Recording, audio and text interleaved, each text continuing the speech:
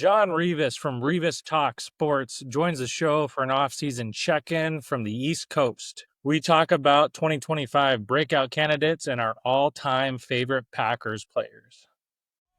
Yeah, I've been wanting this shit forever. I've been in the field with whatever they throw at me. Brush it off, pick myself up, moving on to the better. Okay. Hey. Yeah. Ain't no errors, baby, it's a new era. I wake up early feeling rich like I'm cash. Welcome in another episode of Sounds Good. Thank you, everybody, for coming back and taking a listen to us. I am one of your two co-hosts. My name is Rob Ralph. Next to me is my best friend, as always, Jordan Olson. Thank you to any new and returning listeners. We are excited to talk Packers football with you every week, as always. Just know that we are on YouTube, Spotify, and Apple Podcasts. Please make sure to give us a like, sub, and follow us on those platforms. Also, we're running every 50 subscribers we get on YouTube, we will be giving away some Sounds Good swag. So you do have to be a public subscriber. So the next tier that will hit will be number 600. And they're on 4th, 650, 700, etc. We will be giving away some awesome Sounds Good swag at random to our public listeners as a thank you for always coming in and helping us out and taking a listen to our show. Hey, everybody. We'd like to welcome back a friend of the show, Jon Rivas from Rivas Talks Sports. So it's been a while, John. You just had a birthday, so happy belated birthday to you. We hope you had a great birthday weekend. But how you doing? How you been? What's new? I'm doing well. Just, I'm very excited for the football season that's going to come up into the next 8-9 weeks. Within the next 6 weeks, probably give my wife the 2 weeks notice that we need to block off time for the Packers to play on my schedule. But everything's all well. Birthday's been great. Spending time with the family, enjoying summer. So can't wait to get the seasons going in a few weeks.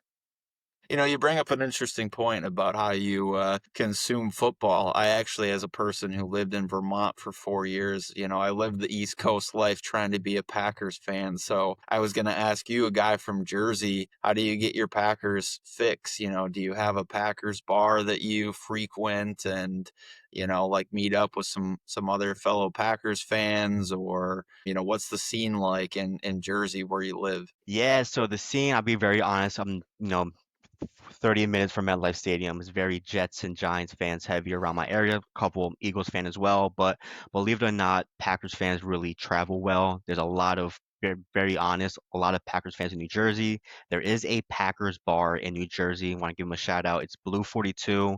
They sell amazing wings. They have a lot of Green Bay Packers memorabilia inside. So they're a very well-known Packers community in New Jersey. If anyone's in New Jersey area, they want to check that out. But otherwise, Packers game day, it's at home, have my kids in their Packers jerseys, and enjoy some Packers football with some family and friends. I wanted to step back just a little bit, and obviously the draft was in Green Bay. I just wanted to know your overall thoughts.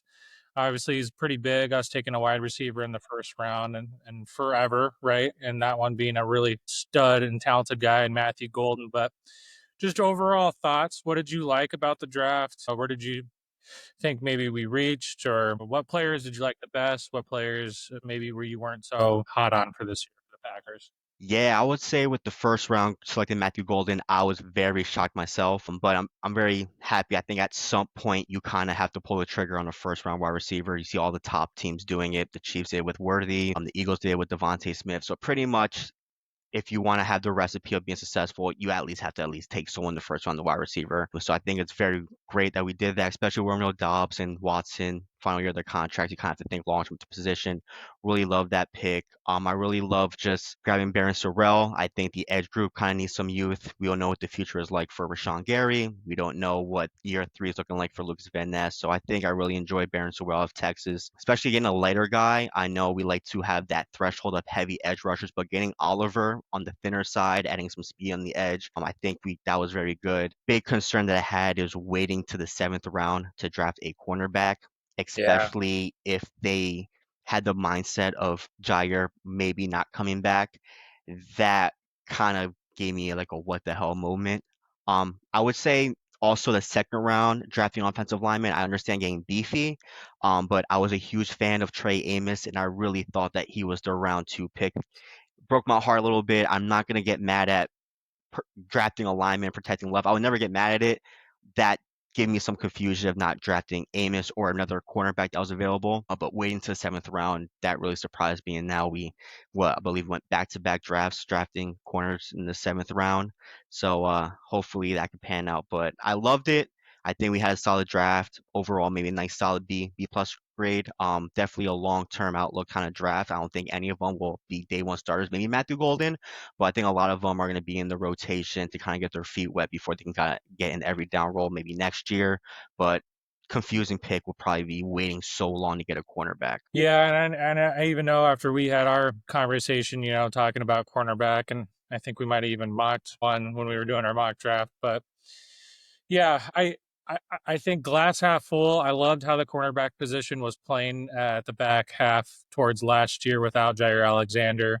I think we all kind of saw the cards on the table as far as that goes, and happy for him to end up in Baltimore. If he can stay healthy, I think he's going to do pretty tremendous there with the Ravens, who could definitely utilize him. But where I really do get concerned is if injuries start to occur and how you kind of play a little bit of chess with your back end depth and pieces, your Micah Robinson, your Kalen King, those sort of pieces, right, that we drafted, in the 7th round in back-to-back years. But overall, I'm hopeful, and we can see how Nate Hobbs works out too. If they end up putting him outside, if he's in the slot, plays a little bit of hybrid, that star role, but we shall see. Back-to-back years, right? Carrington Valentine was a 7th right. round pick before that.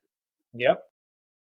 He's really got to have a year, and I know we're going to talk breakout candidates here in a minute. Maybe that's a great transition for us. I think a lot of people have concern about the corner room, so definitely hear what you're saying there, John. So somebody like Carrington Valentine's gotta step up and ball out, and if guys like him and Javon Bullard can have big years, and if that unit can stay healthy, I think they can be fine. But I think we're all pointing the arrow at, it's probably not going to happen. One of those two things, either some of those players aren't going to be good, or the injury bug is going to hit, and then we're going to be sorry that we didn't address it in a different way. But, so thinking about that, whether it's a guy we drafted, and I kind of have a hard time like picking a drafted player as a breakout candidate, but like who's a guy on this roster who you really think is going to have a big year for the Packers and kind of become one of those dudes for the squad?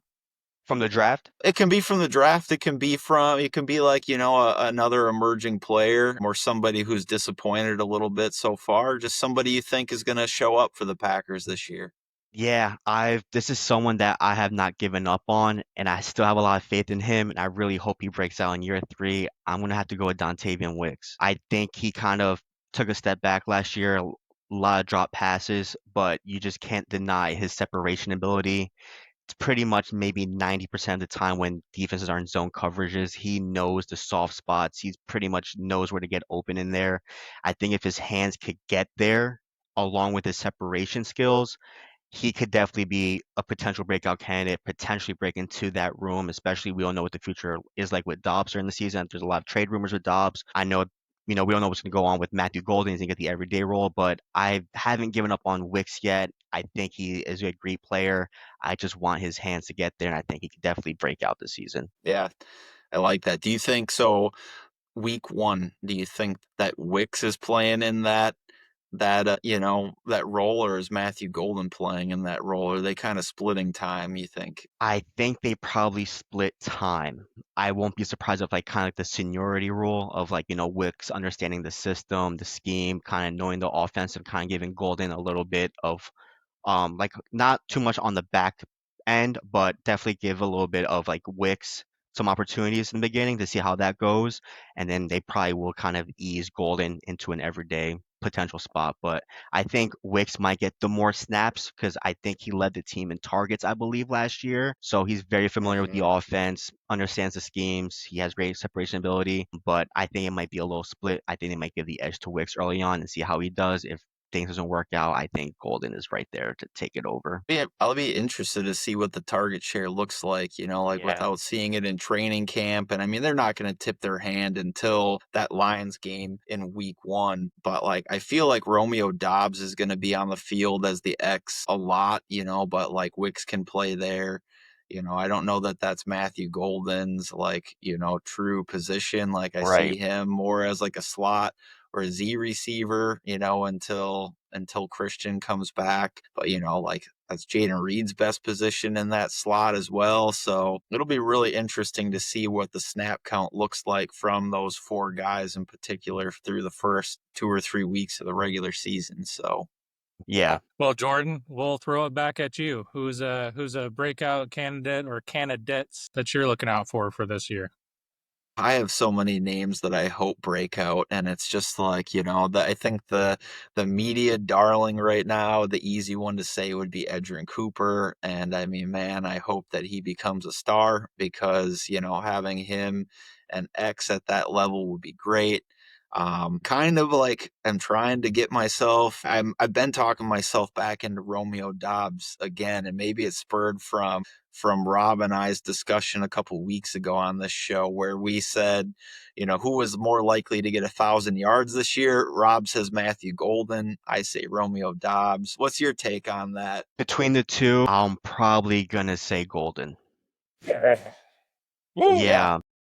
I'm highly outvoted at this point in time, but I still feel very You're gonna be right.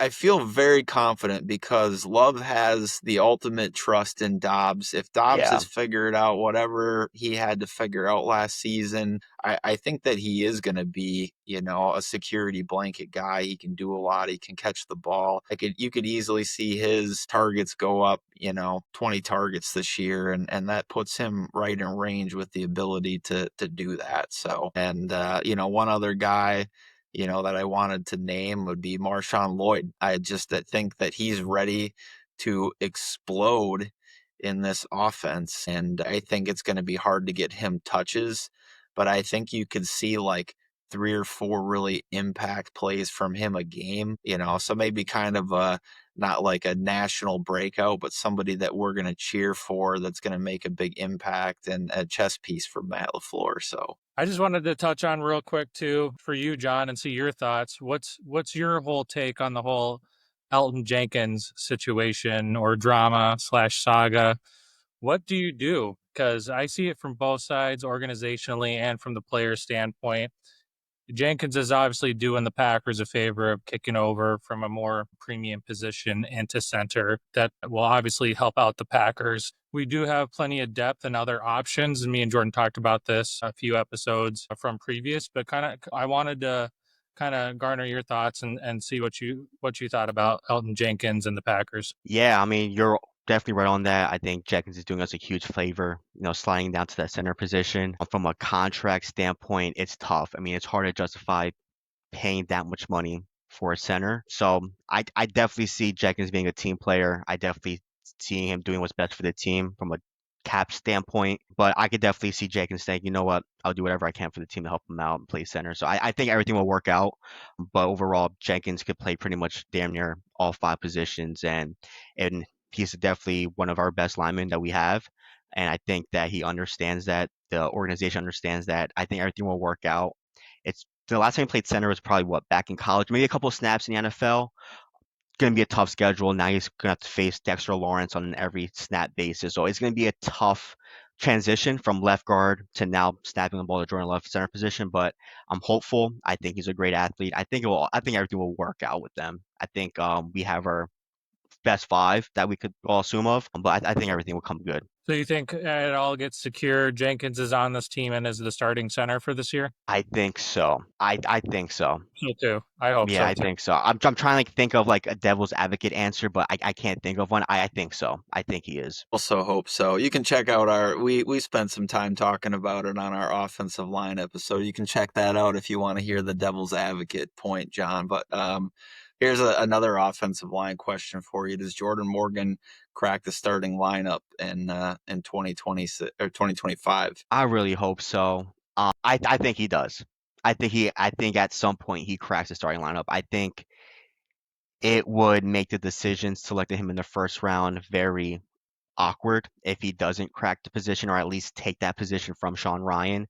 I think Jordan Morgan is very talented. We selected him in the first round for a reason, so I think he should at least beat Sean Ryan at some point at the right guard position, if not tough conversations. I don't think we would want to draft a backup offensive lineman in the first round, but I think he cracks it. I think they have a lot of hope in him as a player for them to draft him that high. So I think he cracks it. Yeah, I think that there's just a ton of scenarios too. It's like, with Anthony Belton, John Williams that we got from this year too, Jacob Monk, backup center. You could even have Ryan play a little bit of center too, which I believe Jordan, I don't want to speak for you, but that's where you probably think that is the number one backup is Sean Ryan. But you think you think they end up doing something with Walker, or the kind of cards are on the table with Rasheed Walker at left tackle, and then they can kind of just, chess piece and match where they need best player available to put Walker over there. Maybe that's Morgan, maybe that's Belton, who's definitely, I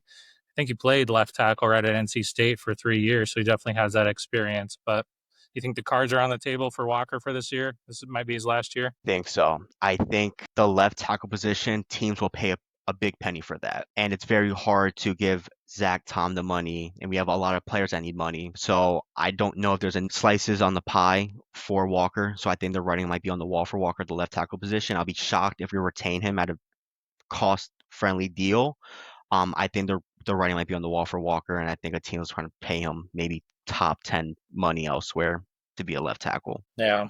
He'll get better than is it Ryan Moore Jr.? I think, he's making $20 million a year, I think there's more money for Rasheed Walker than that. But, we're talking about the offensive line right now. So that's a position I'm going to be watching closely during training camp and preseason. So, outside of the offensive line, what are some of the other positions that you're going to be keeping a close eye on? Where do you think the best position battles are? What's got you excited about training camp? Yeah, so the one position that I'm really curious about is definitely the cornerback position. It hurts to lose job, but I understand it was probably the best decision to do from a cap space standpoint, but just losing that much depth, and now we have to have Hobbs, Carrington Valentine, Nixon. Now we have Robinson, Kalen King. I think everyone's going to have to play as if their mentality is to be a CB1 on an everyday basis. I think there's to be constant battle of injuries. I feel like the past 10 years has been at least some type of injury in our cornerback room. I think there's to be consistent battles in that position. Another position I can think of is the edge position. Rashawn Gary is getting paid a lot of money to not even have 10 sacks this season. So we have to kind of figure out the future at that position. Lucas Van Ness, we need to see how that year 3 breakout is looking like. But I think we need to see what the battles are looking like getting after the quarterback. That was definitely our kryptonite last year from a defensive standpoint. And I think that I was very excited to see what the camp and the competition looking like for those two positions on the defensive side of the ball. Yeah, I mean, they're putting obviously a ton of faith in Lucas Van Ness to make that third-year jump. We know that Rashawn Gary, the first couple of years, he made his big jump in the third year. Puts a ton of faith in DeMarcus Covington to be able to get him ready, who was pretty defensive coordinator last year with the struggling Patriots. I think the Patriots wound up obviously being a little bit better. This year, we'll see how Drake May does. But do you think Lucas Van Ness takes that third-year jump? And if so, I mean, obviously this will tremendously help out the Packers. And do you think he can put in some other technique and some moves to be able to rush the passer more effectively this year? Yeah, this might be some controversy answer. Let's hear it. I don't think he ascends to be the true edge that we're looking for in Lucas Van Ness. I'll be very honest.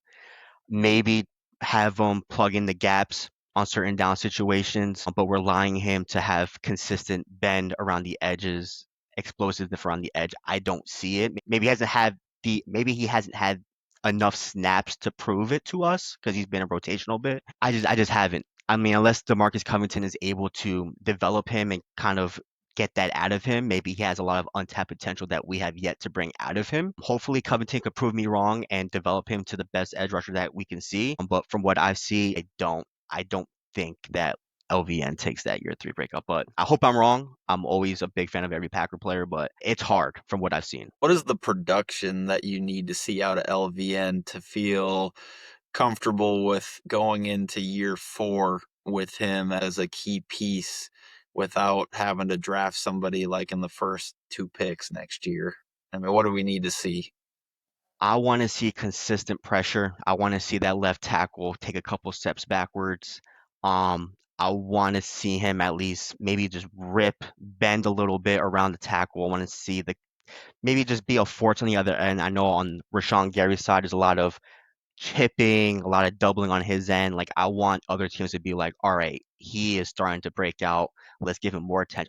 The minute I start to see more attention on Lucas Vanessa's side and him just pushing back and getting to the quarterback, that's where I'd be like, all right, he's taking that lead. I like that answer because it's not like, oh yeah, I need to see 8 sacks, like it's just impact, It's and that impact, impact will be demonstrated by double teams and other factors 100%. like that. Yeah, I'm not the stat sheet looker. I like to just look at from a game film standpoint.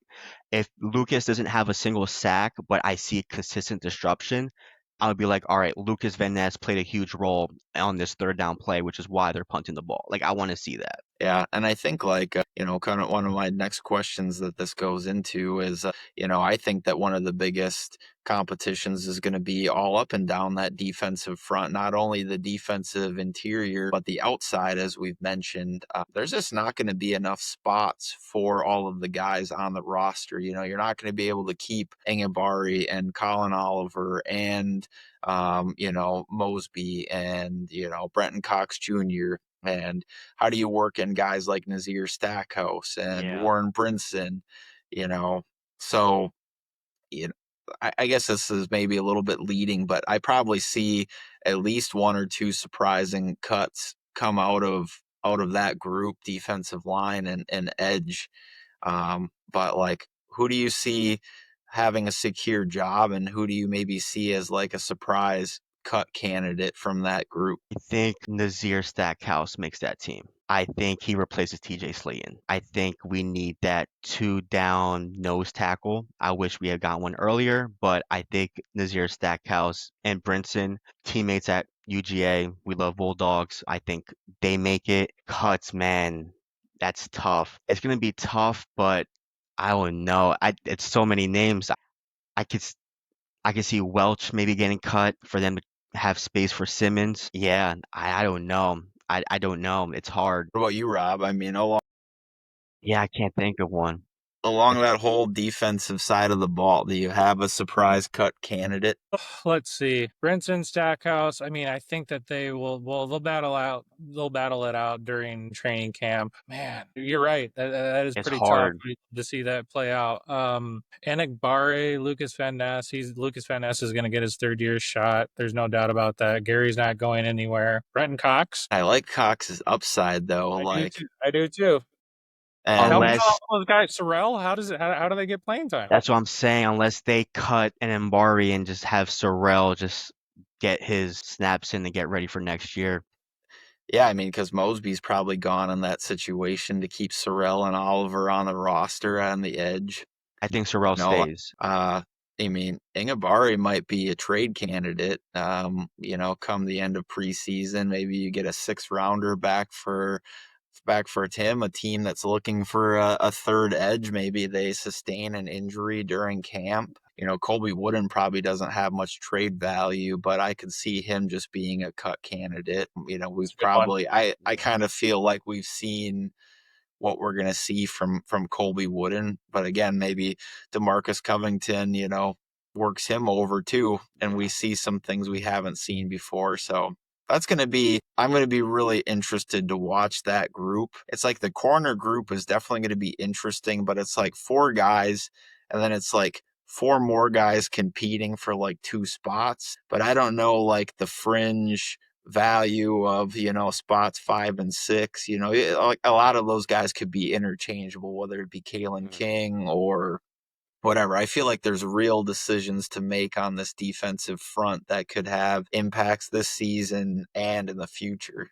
Right. Another one is the wide receiver room. I believe there's 8 or 9 right now. Maybe Bo Melton gets cut, Malik Keith gets cut to make room for Savion. It's hard. That's a loaded room. Well, I'll continue on with that then, because me and Jordan had this kind of talk/debate. You think for sure McCall Hardman makes the team then? He gets cut and goes back to the Chiefs.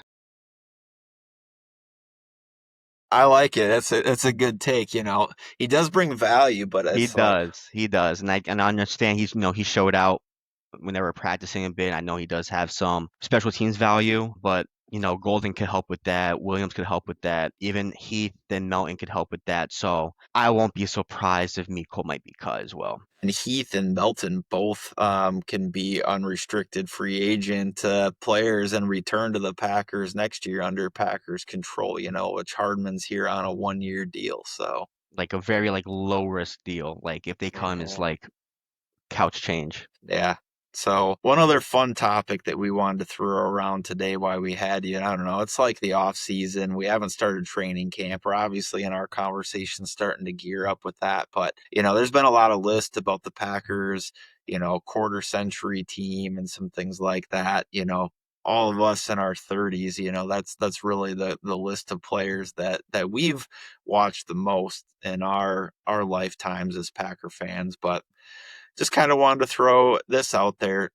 Who is your favorite Packers player all time, non-quarterback? I put that stipulation in there because I feel like whatever generation you're from, my dad's generation, he can go Bart Starr, right?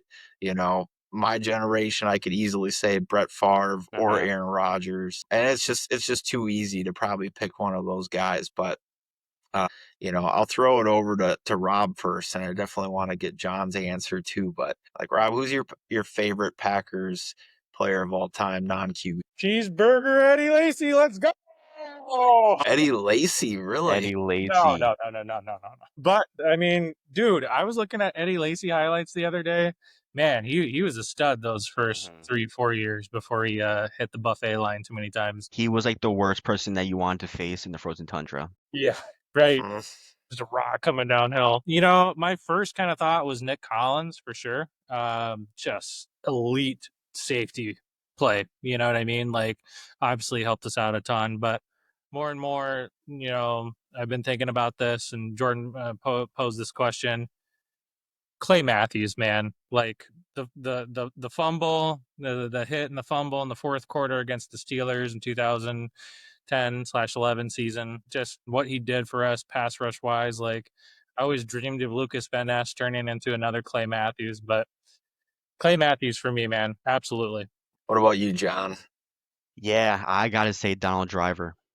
I mean, as a little kid, being a huge Packers fan back in the late 90s, early 2000s, I remember just Brett Favre and then just throwing the ball to Donald Driver, number 80. I mean, for someone to be a seventh round pick and still make the impact to not only a Hall of Fame quarterback, I mean, he did play with Rodgers for a little bit, but just to make a huge impact in that wide receiver room, 6 straight 1,000-yard seasons, that hasn't been replicated just yet. He walked so that the Jordy Nelsons and the Devontae Adams can run, and then he played a huge mentorship and leadership role for Greg Jennings and James Jones. I mean, when you think about top tier wide receivers for the Green Bay Packers organization, like Donald Driver's name is in that. And he was just always happy, big smile on his face and positive attitude. And I just really enjoyed, like, whenever I see someone wear number 80 and Donald Driver, like, brings me back to like nostalgia, like back in the early 2000s, just Donald Driver days. That's my favorite Packers of all time. Awesome. Yeah, I love Donald Driver. It's hard not to, and the story too. 4-time Pro Bowler, guy played at Elkhorn State. 7th round pick, and just like it's more of a modern day phrase, but like Donald Driver should have coined the phrase "carry the G" because that is a real thing, right? What about you? It's like man, I struggle with this because I have so many players that I've liked over the years, and I made a little short list when I was thinking about this, and a couple guys that you've already mentioned, would have been on my short list. I love Clay Matthews, love Donald Driver. When I was really little, I was my first game I can actually remember was the Packers 1996 Super Bowl. So, of course, like Brett Favre, Reggie White, Leroy Butler, I really liked him at the time. Really, like, by the time I really started to watch Down to Down and like Live and Die with Every Play, this guy was coming on the scene, and that guy's Amon Green. Like, I really wanted to be a running back when I was younger. I played running back in high school, then kind of H back to to whatever talent level you want to talk about is a different question. But like, I love the running back position, and I really wanted to emulate Amon Green. You're talking about the Packers all-time leading rusher at this point in time. My short second on that list is Jordy Nelson. Nice. You have to love Yeah. Jordy and the connection between Rodgers and him for so long. And, another guy that just always had a smile on his face and carried the G. So, but yeah, Mon Green from like fifth grade through my high school years, like that was a guy who definitely like wanted to play like. So, Yeah. Jordy Nelson's a great answer. My heart broke when he tore his ACL in that preseason game. But Aaron Rodgers to Jordan, like the back shoulder passes were like impossible to defend. That connection, like, yeah, that was insane. the other guy on my short list was Charles Woodson. It's like how can you not have Chuck on this list of like guys our age. It was a good 7-year run. I wish we had him for longer, but the impact Right. he made was tremendous. So, Another one I could think of, I really loved him was John Kuhn. mhm. Why do the tush push if you just hand the ball over to John Kuhn? you know, Tucker Kraft is like today's modern day John Kuhn, I feel like. Yeah. Yep. Put it to good use last year, that's for sure. Yeah. Oh man, I could sit around and talk Packers nostalgia all day. This is Dude, good stuff. yeah. Real quick though for you, John, Jordan Love obviously had an injury riddled year this last year. Kind of hampered him. He's on the injury report, I think, for 8 or 9 weeks in a row. Obviously, had some issues with wide receiver drops. Do you think that Jordan Love bounces back this year? And do you believe that Jordan Love is a top 10 quarterback? I think he does bounce back. I do think he's a top 10 quarterback. I believe that if the Packers are going to be Super Bowl contenders, he's going to have to narrow the gap and put himself in that top 5 conversation. Especially with the amount of depth that we lost in the cornerback room. We didn't do anything to really enhance the edge rushing position. So I'm not trying to say our defense took a step back. I think we kind of just plateau a little bit. We have a very hard schedule. I think it's like, all right, Jordan Love, this is your ship. Like you're gonna have to go and lead this team, whether you're vocal or not. But we're gonna have to see some Aaron Rodgers-esque level in you to take this team to another level. Let's go. Let's go. And I know he has some growing issues and MCL issues, but I would love to watch him scramble out the pocket just a little bit. I think he's in the pocket a little too long. I understand there may be situations where the wide receivers aren't getting themselves open, but I feel like if he can just scramble out the pocket and get those extra 5 to 6 yards a little bit, I would like to see a little bit of scrambling love this season. Agreed. I think you will see more of that. I think you'll see him play more under center as well and get back to some of that kind of 2023 form, which I think is going to unlock a few things in this offense. So, Yeah, if he could rush for like 3 to 4 first downs a game, that will be huge for us. Yeah, it would. Yeah. yeah. Well, John, it's been great. We're definitely going to have you on again sometime soon, assuming you want to come back and deal with, Rob and I and be on our show. But why don't you tell people where they can find your work, what you might be working on this coming NFL season, and yeah, and how they connect with you on, your channel or whatever. So. Of course, yeah. So you can find me on my YouTube channel, Rivas Talks Sports. You can even email me some NFL questions, rivastalksports@gmail.com. I'll get up and running. We're a little closer to August, taking the time off to spend the summertime with my family. But I'll get everything up and rolling with some NFL predictions, talk some Packers football. You'll definitely see it sounds good on there as well. So you definitely catch me there on the YouTube channel. Awesome, dude. Well, we appreciate it, and we hope to have you back, all right? I appreciate it. Thank you so much for having me. Go Pack, go. Back. Go Pack. All right. We just want to thank John again for coming on the show. Always a great friend and great person to talk to about Packers football. Make sure to check out his YouTube channel when the season gets going again and all of the great work that he puts out. So more great content from Sounds Gouda every Wednesday and Saturday. As we said earlier, we're on YouTube, Spotify, and Apple Podcast. You can connect with us on X. Rob's at Sounds Gouda with 3 A's, and I'm at Olson Jord. But until next time, Packers Nation, Have a Gouda morning, a Gouda afternoon, and a Gouda night. Go Pack. Go Pack. Been wanting this shit forever. I've been in the field with whatever they throw at me. Brush it off, pick myself up, moving on to the better. Okay. Hey.